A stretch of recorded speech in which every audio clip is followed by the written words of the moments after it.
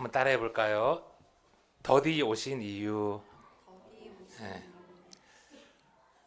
몇 주 전에 초등학생인 제 막내가 진지하게 이제 제게 물었어요. 아빠, 죽은 사람을 살릴 수 있어? 너무 갑작스러운 질문이고 또 너무 진지한 표정이라서 무슨 일이 있었는지를 물어보았습니다. 아내도 알고 있던 그 우리 막내의 친구가 주말 사이에 그만 하늘나라로 가버린 거예요. 아이를 꼭 안으며 아빠는 죽은 사람을 살리지 못한다라고 밖엔 말할 수밖에 없었습니다. 특히 아직 살 날이 한참인 아이의 죽음은 부모와 또 그를 알고 있는 그 우리 공동체의 너무나 큰 아픔이죠. 그래서 저는 아침에 기도할 때 빼놓지 않으려는 것이 우리 교회의 성도들, 특별히 우리 성도들, 우리 교회에는 아이들이 많잖아요. 우리 아이들이 하루 종일 무사하기를 이렇게 기도하는 것입니다. 그렇지만 얼마 전에 우리 무안공항에서 179명이나 되는 많은 사람들에게 죽음이 갑작스럽게 찾아왔듯이 죽음은 어린 아이부터 또 90이 넘은 노인들까지 모두가 싫어하고 또 두려워하고 또 피할 수 없는 그런 문제이지요. 그래서 죽음 앞에선 죽음 앞에서 우리 선한 목자이신 예수님조차 비통해 하시며 우셨습니다. 33절의 말씀 다시 한번 들어볼게요. 예수께서 그가 우는 것과 또 함께 온 유대인들이 우는 것을 보시고 심령의 비통이 여기시고 불쌍히 여기사 이르시되 그를 어디 두었느냐 이르되 주여 와서 보옵소서 하니 예수께서 눈물을 흘리시더라. 그렇게 죽음을 싫어하고 두려워하는 우리 사람들인데 이 추운 겨울날 때로는 죽을지도 모르는데 그런 위험을 무릅쓰고라도 나가서 고되게 일을 하는 것은 아이러니하게도 죽지 않기 위한 몸부림이죠. 그래서 사람들은요, 종종 신이 있다면 왜 우리 인간을 이렇게 죽도록 만들었냐고, 왜 또 죽음을 피하기 위해서 이렇게 고생하면서 일하며 살아야 하냐고 원망합니다. 그런데요, 그건 하나님을 잘 모르는 사람들의 말이지요. 하나님은 그러지 않으셨습니다. 하나님이 처음 사람과 세상을 만드셨을 때 그 세계는, 그 사람들은 하나님 보시기에 참 좋았어요. 그곳에는 병도 죽음도 없었죠. 그런데 사람이 살기 위해서 이토록 수고를 해야 하고 또 그렇게 함에도 죽음을 피할 수 없게 된 것은 하나님 때문이 아니라 우리 사람 때문이죠. 로마서 5장 12절에 그러므로 한 사람으로 말미암아 죄가 세상에 들어오고 죄로 말미암아 사망이 들어왔나니 이와 같이 모든 사람이 죄를 지었으므로 사망이 모든 사람에게 이르렀느니라. 아담과 하와가 선악을 알게 하는 나무의 열매를 먹고 하나님과 같아지려고 했을 때, 사람이 하나님처럼 판단하고 심판하려고 했을 때 하나님 보시기에 그것이 바로 죄가 되었습니다. 그리고 죄의 결과 사람과 사람들이 사는 이 세상에 죽음이 들어왔죠. 그런데 그건 비단 아담과 하와만의 문제가 아니었어요. 그의 후손인 모든 사람들의 문제이지요. 물론 아직 엄마 뱃속에 있던 아이나 스스로 판단하지 못하는 그런 어린아이의 죽음까지 모두가 다 그들의 죄 때문에 죽었다고 말하는 것은 아닙니다. 다 알 수가 없죠. 무안공항에서 죽은 179명의 죽음이 그들의 죄 때문이 아니듯이 아이들의 죄 또한 그들의 죄 때문은 아닙니다. 악인이 아님에도 갑작스럽게 사람에게 찾아오는 그 죽음의 이유를 우리가 다 알 수는 없지만, 한 가지 우리가 알 수 있는 것은 수많은 사람들의 죄가 우리가 사는 이 세상에 흘러 들어왔고, 그 결과 이 세상은 사람들이 지은 죄로 인하여 심하게 오염되었다는 것입니다. 사람들의 욕심 때문에 새들이 많이 모여 사는 서식지에 공항이 생겨나게 되었고, 돈 때문에 활주로는 너무 짧아졌고, 돈 때문에 있어서는 안 될 콘크리트 담이 그 활주로 끝에 이렇게 생겼고, 돈 때문에 고된 스케줄 속에서 조종사와 정비사들은 늘 과로와 시간에 쫓겼지요.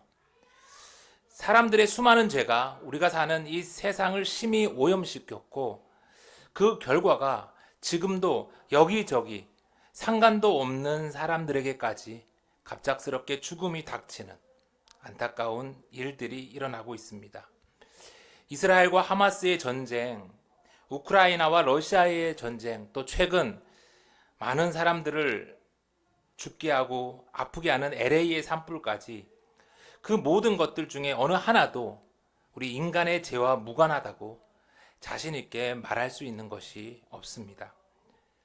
그렇게 인간의 죄가 세상에 죽음을 가져왔고, 그 결과 또 수많은 사람들이 고통받고 있을 때 하나님은 그런 사람들을 보면서 하늘 위에서 깔깔 그저 웃고만 있지 않으셨습니다. 사랑이신 하나님은 죽음으로 인하여 고통받고 또 죽어가는 사람들을 보면서 아파하시다가 급기야 하늘 보좌를 버리고 이 땅에 우리와 동일한 인간이 되셨습니다. 그리고 우리와 동일하게 그 죽음을 경험하셨지요. 하나님은 우리 옆에서 함께 하시며 또 함께 눈물을 흘리시고 또 함께 죽으신 임마누엘이셨어요. 그런데 여러분, 그 좋으신 우리와 함께 하시는 주님이 종종 왜 그리 더디 오실까요? 오빠 나사로가 중병이 들어서 죽을지 모르는 위험에 처했을 때 누이들은 사람을 보내서 예수님 보고 좀 속히 와달라고 청했습니다. 오늘 6절, 나사로가 병들었다 함을 들으시고 그 계시던 곳에 이틀을 더 유하시고 그 후에 제자들에게 이르시되 유대로 다시 가자 하시니, 예수님은 사랑하는 나사로가 병들어 죽게 되었다는 소식을 전해 듣습니다. 그런데 예수님이 그 소식을 듣고는 즉시 나사로에게 가시는 것이 아니라 계시는 곳에 무려 이틀이나 더 머물렀다고 하세요. 거기에 나사로보다 더 중했던 병자가 있었던 것도 아니고, 나사로가 아팠다는 그 소식을 못 들은 것도 아닌데, 다 듣고도 다 아시고도 예수님은 왜 그리 더디셨을까요? 제가 조혈모세포 이식을 받고 나서 그 이식 부작용으로 이 간 정맥이 막혀서 죽을 뻔한 적이 있었죠. 조혈모세포 이식을 받은 환자들 중에서 한 10분의 1 정도가 이식 부작용으로 사망을 할 수가 있다고 하는데, 제일 대표적으로 무서운 부작용이 간 정맥 폐쇄라고 들었어요. 이 간으로 들어가는 정맥이 막히는 그런 거죠. 그런데 이식 후에 딱 이틀째 제게도 그 증상이 나타난 거예요. 얼마나 속상하고 앞이 캄캄했던지. 그런데 다행히 의사가 독일에서 새롭게 나온 신약이 있어서 그 주사를 맞으면 정맥이 뚫린다는 거예요. 완전 제게는 복음이었죠. 그런데 문제는 돈과 시간이었어요. 이 보험 적용이 안 되는 이 독일제 신약은 한 번 맞는데 40만 원이고 하루에 4번을 맞아야 되는데, 문제는 이 한 번만 맞으면 되는 게 아니라 이 간 정맥이 뚫릴 때까지 계속해서 맞아야 된다는 거예요. 그리고 더 큰 문제는 그 약이 지금 있어야 한다는 것이죠. 독일에서 한국으로 그 약을 이제 가져오려면 열흘이 걸린다는데, 그런데 감사하게도 하나님의 은혜로 마침 그 병원에 다른 사람이 쓰고 남은 약이 있었어요. 그래서 돈을 지불하고 먼저 그 약을 즉시 투여했어요. 그리고 서둘러 그 약을 수입하도록 했죠. 약이 오는데 열흘이 걸린다고 하는데, 그 시간 동안 내 정맥이 뚫리지 않았는데 갖고 있던 이 병원에 있는 약이 다 떨어지면 어떡하나 걱정이 태산이었는데, 너무나 감사하게도 약을 3일만 투여했는데 막힌 간이 뚫려서 정상으로 돌아왔고 살아날 수 있게 되었죠. 매 순간순간 치료의 모든 과정이 그랬지만 그때도 정말 하나님의 은혜였습니다. 그런데요, 이와 같은 기적이 예수 믿는 우리에게 모두 때마다 딱딱 이렇게 일어나면 정말 좋겠는데, 안타깝게도 그러지를 않더라고요. 아니, 안 그럴 때가 더 많더라고요. 오늘 나사로는 예수님이 미워하는 이가 아니라 사랑하는 이였습니다. 그리고 오늘 예수님이 계신 곳은 나사로가 있는 베다니에서 얼마 떨어지지도 않은 곳이었어요. 그런데 그럼에도 불구하고 오늘 예수님이 사랑했던 나사로는 예수님이 더디 오심으로, 예수님이 거기서 이틀이나 지연하심으로 그만 죽게 되었지요. 예수님이 더디 오시는 그 소식을 들었을 때 여러분, 나사로의 누이들의 그 마음이 어땠을까요? 우리가 그동안 예수님한테 얼마나 잘했는데 어떻게 예수님이 바리새인도 아니고 우리한테 이럴 수가 있지? 그런 마음이 들지 않았을까요? 참으로 이해할 수 없는 우리 좋으신 예수님의 모습이었죠. 그러던 예수님이 나사로가 죽고 장사가 다 마치고 나흘이 되어서야 비로소 나타납니다. 20절에 보니까 마르다는 예수께서 오신다는 말을 듣고 곧 나가 맞이하되 마리아는 집에 앉았더라. 마르다가 예수께 여짜오되 주께서 여기 계셨더라면 내 오라버니가 죽지 아니하였겠나이다. 장례까지 다 마친 나흘이 지나고서야 비로소 예수님이 나타나세요. 예수님이 오신다는 그 소식을 들은 마르다는 그래도 참 예수님을 맞이하러 나갑니다. 저 같으면 안 나갔을 것 같은데 마르다는 나갔어요. 참 대단한 것 같아요. 같이 있던 마리아는 아직 그가 그 향유 옥합을 깨뜨리기 전이어서 그런지 마리아는 예수님이 온다는 소식을 들었음에도 불구하고 너무 속상하고 너무 화가 나가는지 나가지 않습니다. 누구든 안 그랬겠어요? 38년 된 병자는 예수님께 물 한 잔 대접하지 않았는데도 그 자리에서 병을 고쳐주셨으면서, 날 때부터 맹인된 자 역시 예수님한테 아무것도 드리지 않았는데도 고쳐주셨으면서, 심지어 왕의 신하는 오지도 않고 보지도 않았으면서 저 멀리 있는 그 신하의 아들을 고쳐주셨으면서, 왜 우리 오빠 나사로한테는 오지도 않고 고쳐주지도 않았냐는 그런 원망이 들지 않았겠어요. 오셔서 고쳤는데 병이 안 나았으면 그래도 원망이라도 좀 덜 할 텐데, 차라리 예수님이 너무 바빠서 살려야 될 사람이 너무 많아서 사정이 있어서 못 오셨으면 그래도 조금 이해나마 될 텐데, 예수님은 그러지도 않고 별로 바쁜 것 같지도 않고 그리 먼 곳에 계신 것 같지도 않은데 죽은 지 나흘이 되었을 때, 장사까지 다 끝났을 때 왜 나타나십니까? 그런데 성경은 거기에 분명한 이유가 있었다는 것이죠. 첫 번째, 예수님이 이렇게 더디 오신 데에는 이유가 있었죠. 4절입니다. 예수께서 들으시고 이르시되 이 병은 죽을 병이 아니라 하나님의 영광을 위함이요 하나님의 아들이 이로 말미암아 영광을 받게 하려 함이라 하시더라. 예수님께서는 나사로를 고치시는 것이 아니라 다시 살리심으로 하나님께 영광을 돌리고 이를 통해서 자신이 하나님의 아들이심을 증명하려고 하셨어요. 이제 공생애를 다 마칠 때가 다가온 예수님은 그동안 제자들에게 그리고 사람들에게 여러 번 보여준 것처럼 병든 자를 고치시는 것이 아니라 죽은 자를 다시 살림으로 마지막 이 황금 같은 기회에 제자들에게 그리고 사람들에게 자신이 하나님이심을 알려주시는 거예요. 그런데 제자들도 마르다도 마리아도 아무도 그런 예수님의 계획을 알지 못했어요. 여러분, 우리도 그런 것 같아요. 우리는 인생 가운데 더디 오시는 하나님의 계획을 다 알지 못합니다. 우리는 문제가 닥쳤을 때 하나님이 즉시 응답하시고 즉시 나의 문제를 해결해 주셔야만 하나님이 살아계시고 하나님이 나를 사랑한다고 생각하죠. 그런데 그게 아닙니다. 종종 하나님은 하나님의 영광을 위해서 하나님의 때에 오세요. 더디 오세요. 왜냐하면 우리는 우리의 인생을 이 10년, 기껏해야 100년 안에서 보고 판단하지만 하나님은 영원 속에서 인생들을 보고 판단하시고 일하시니까요.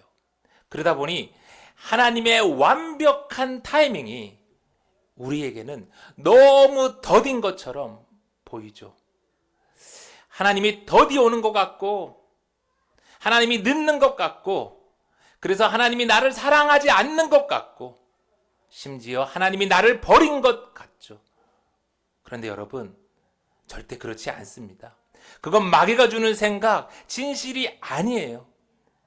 예수님의 더디 오심은 사랑하는, 누구보다 사랑했던 마리아와 마르다와 나사라에게도 마찬가지였죠.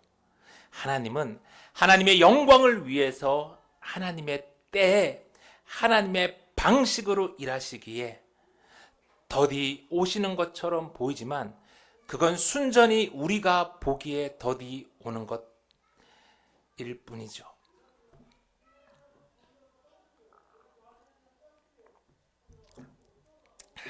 제가 죽을 병에 걸렸지만 하나님의 은혜로 정말 수십만 분의 확률로 이렇게 조혈모 세포를 이식받아서 살았잖아요.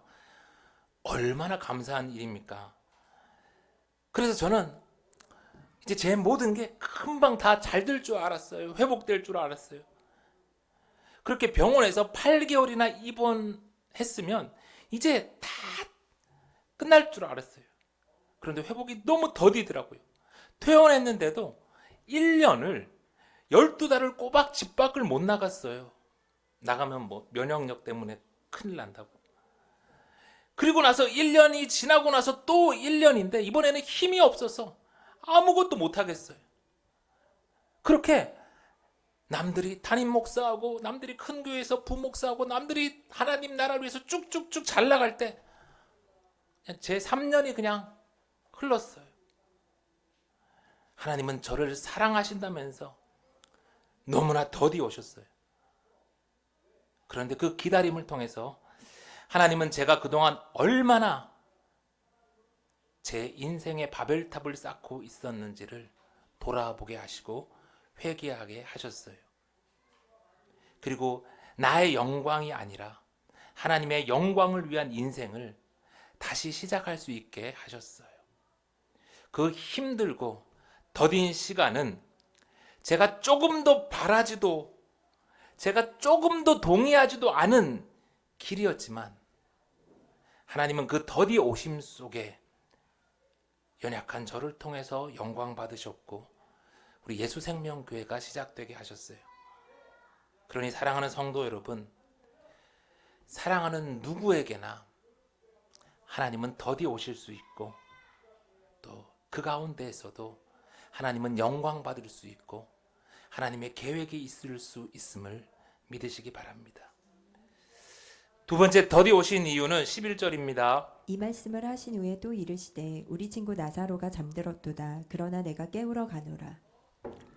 예수님이 더디 오신 이유는 죽음이 모든 것의 끝인 줄 알고 또 죽음을 두려워하는 우리 인간들에게 죽음은 끝이 아님을 알려주시기 위함이에요.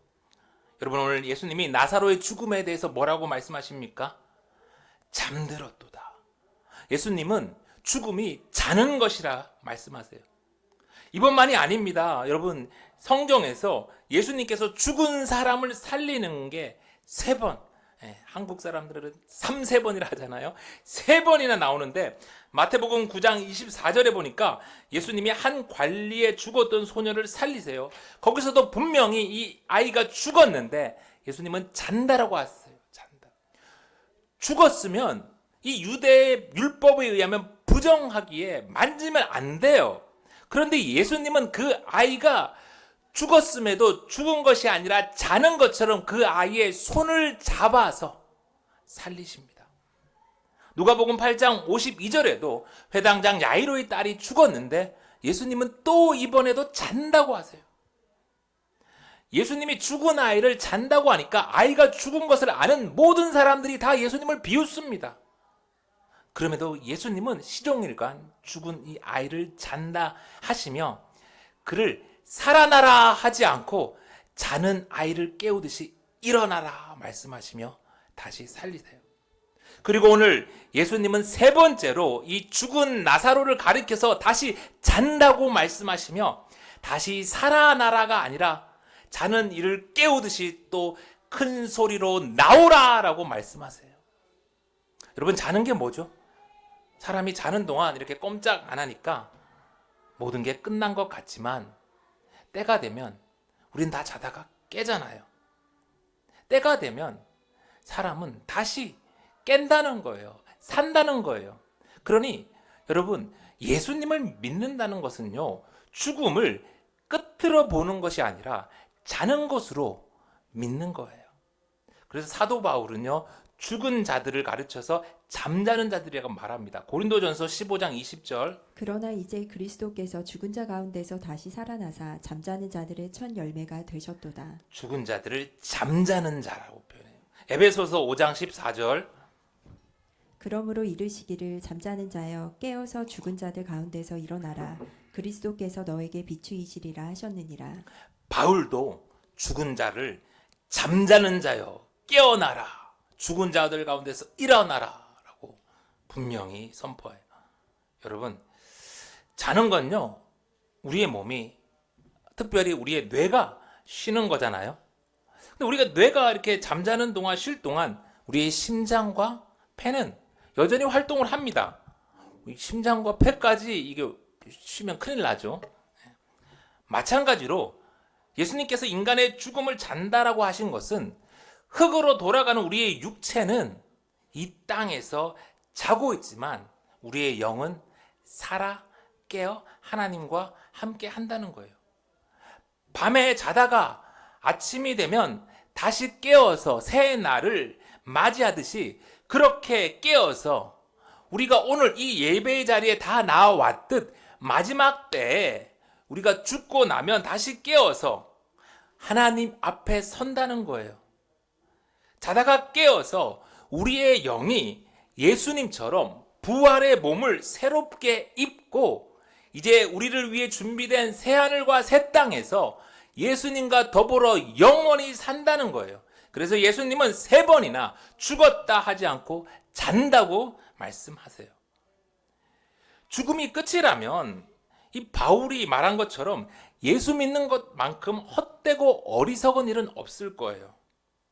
그러나 죽음이 끝이 아니기에 예수님은 죽은 이들을 3번이나 다시 살리시면서 분명히 말씀하시죠. 죽음은 자는 거라고. 그리고 자다 보면 반드시 다시 깨어날 거라고.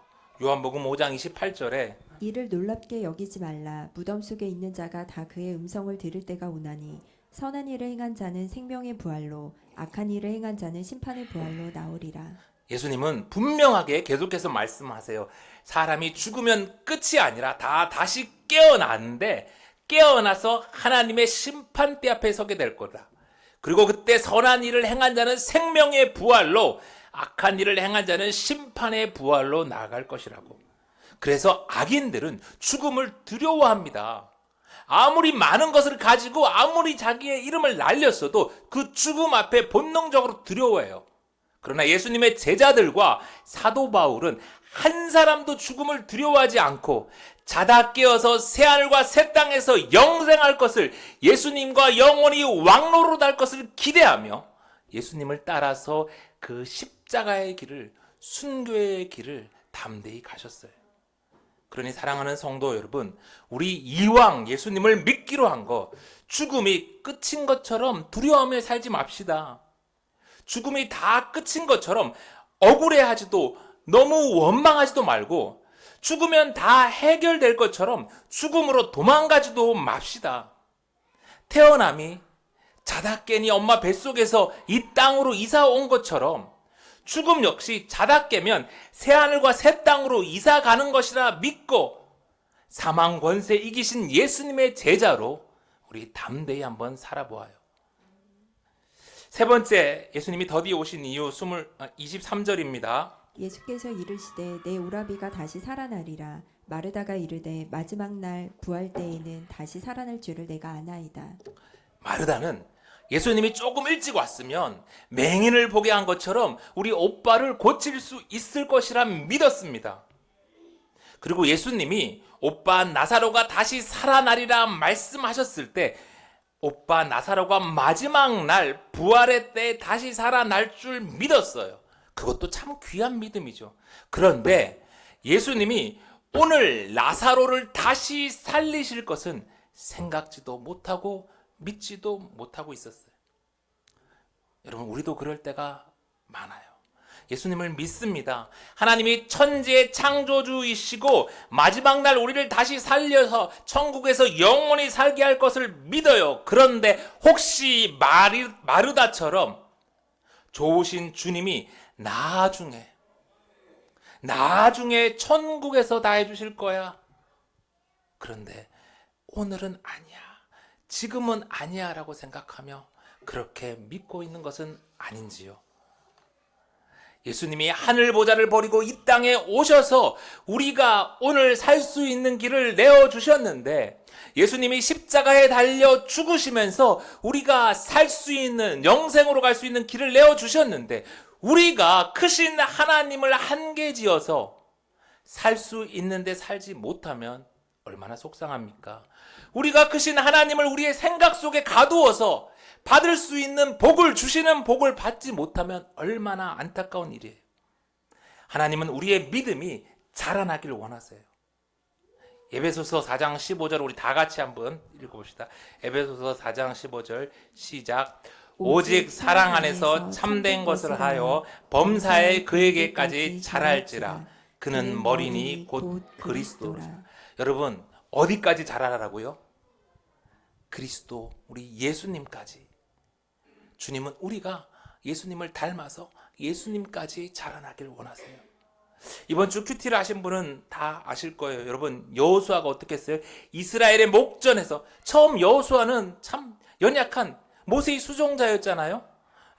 하나님이 다 그냥 여리고성을 거저줬는데도 아이성에서 또 쓰러지고 넘어지고 그러는데 그 여호수아가 조금씩 자랐잖아요. 그리고 오늘 어떻게 합니까? 이스라엘의 목전에서 사람들이 다 보고 다 듣는 가운데 태양을 가르쳐서 태양아 너는 기브온 위에 머물러라. 달아 너도 아얄람 골짜기에서 그리할지어다.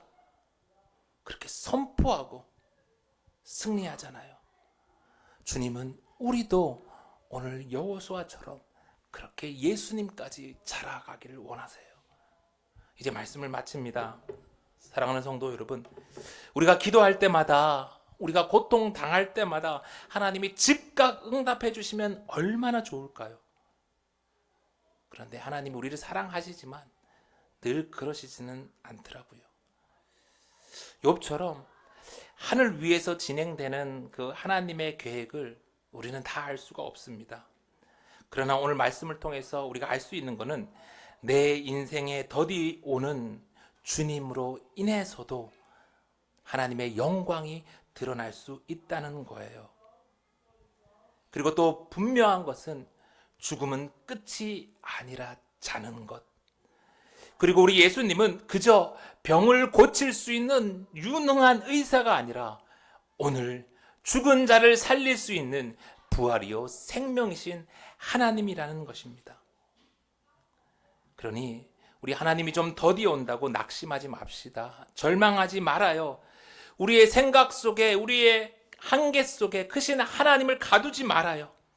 부활이신 생명이신 예수님이 오늘도 나를 살리고 오늘도 나를 새롭게 창조할 수 있는 하나님이심을 믿고 우리 예수님까지 자라갑시다.